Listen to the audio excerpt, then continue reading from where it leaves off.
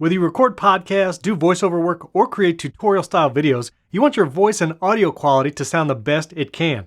While investing in good quality microphones and audio interfaces have a lot to do with your audio quality, there are actually many factors, including sound treatment in the room, your microphone technique, and the editing you do in post-production. So in this video, we're going to cover the many strategies you can use to improve your audio quality. First and foremost, choosing the right environment is key. Try not to be in an echoey environment or one that has a lot of background noise. And if budget allows, you'll want to use sound treatment in the room you're recording. Sound treatment helps reduce echoes and reflections as you record, which can be distracting and difficult to edit out later. There's many different sound panels. You can get squares that you mount on a wall. You can get professional acoustic panels. We'll put links in the video description to all of that. You can even mount sound treatment to a ceiling, which remember, any hard surface that's flat is going to reflect your audio and create that echo. You definitely want carpet or a rug on your floor if you have hardwood floors. And filling your room with just soft material is actually a great way to reduce some of those reflections and get a good acoustic environment. Even just things like pillows, putting pillows in the room, or a sofa can help a lot. Long live RSS. Now, if you don't have a room where you can retrofit with sound treatment and all the other rooms in your house are echoey, there's probably one place you can go that has great acoustics. That's your closet. Your closet is full with soft material, namely clothes. Your closet will probably be the quietest environment in your home or apartment. So if you don't have a good place to record, try your closet. And if you're recording outside, you need to make sure you're using a windscreen on your microphone. If you have a shotgun microphone, you can use something called a dead cat.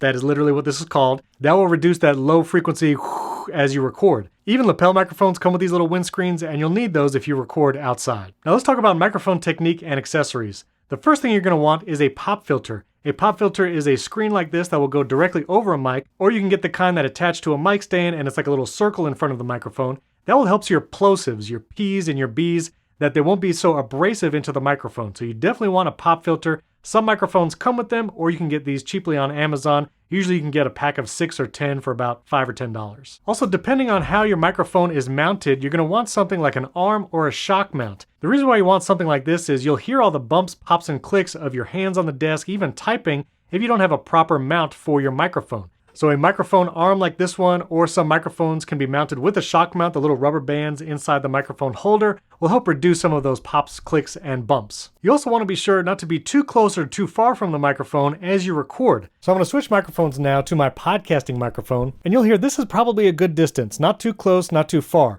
You'll see some people, especially in video podcasts, sometimes they get really close to the microphone. And this is definitely a different kind of sound, but it can be muffled and difficult to EQ later when you're just right on top of it. So I wouldn't recommend doing that or being very far. When you're this far from the microphone, you're going to get a little more room noise and more echo. So I would recommend being about a fist length distance from the microphone and a little off axis. You don't want to speak directly into the microphone. That can, again, create a lot of mouth sounds, pops, and clicks. So try to be a little off axis like this. Also, if you're doing in-person interviews or podcast recordings, depending on your microphones, there'll be a lot of bleed over from one guest speaking into the other. So you want to get a proper microphone for that kind of environment, which we'll cover in a moment, and as far apart as you can be, or at least distancing yourself so there's not as much bleed over from one person to another in the audio tracks, will help your recording. Before you invest in a new microphone, it's helpful to know the differences between a condenser and dynamic microphone. A condenser microphone can look very different, from this Rode NT5 to the Shure Beta 87A.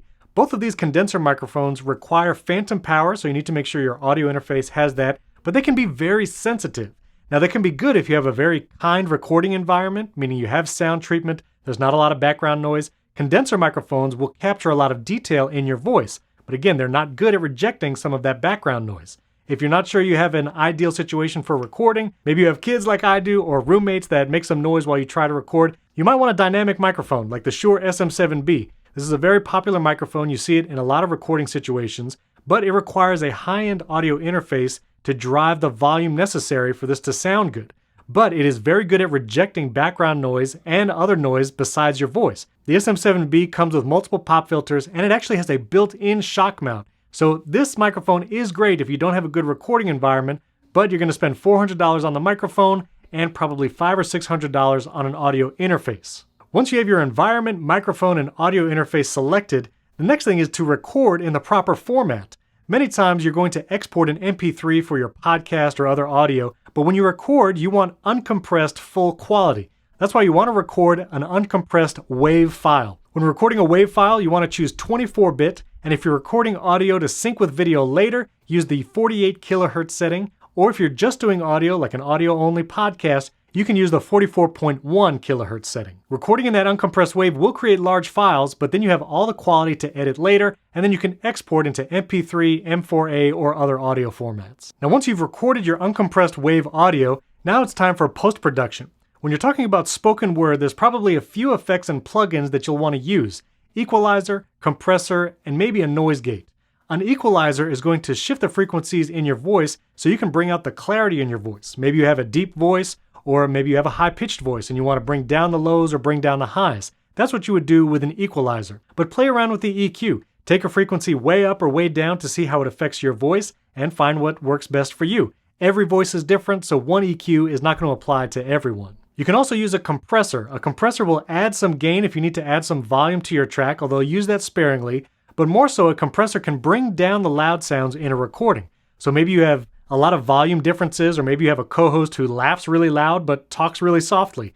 Well, a compressor can bring down those loud laughs to a more reasonable level, so it's easy to listen to. Finally, you can try a noise gate. A noise gate is like a literal gate, meaning you tell it a threshold of volume, and anything under that threshold will not be let through the gate. So maybe you want to cut out breaths, or there was kind of this constant background noise from an air conditioner. You can use noise canceling filters and plugins, but a noise gate can also just mute a track anytime it falls below a certain volume level. That's a noise gate. Depending on the software you're using to edit, there are things like auto leveling and normalization. I would try to avoid those. Those settings will try to bring everything up to the same volume, and when you're doing spoken audio, sometimes you get softer for effect and you want to speak quieter, or you want something to stand out like a laugh. It can also drive audio a little too much and then become distorted. So if you're going to use an auto leveling or normalized setting, I would export with that setting and then export another file without that setting and listen back.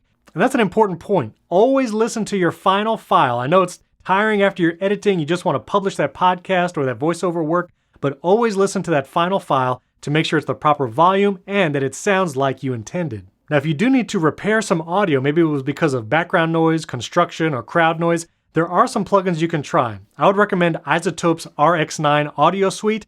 It is a couple $100, but it has great background noise removal tools, breath control tools. If you don't have acoustic treatment and you just had to record in an environment that's a little echoey, iZotope has plugins that could fix those. Or, even though this is a video editing software, Final Cut Pro on the Mac actually has a new feature that came out recently called voice isolation. This is in addition to their noise removal tool. The voice isolation tool is actually incredibly powerful, great at cutting out background noise without distorting your voice too much. So even if it's just audio you're trying to edit, I recommend trying that voice isolation tool in Final Cut. Finally, once you've recorded and edited your audio, it's time to export it.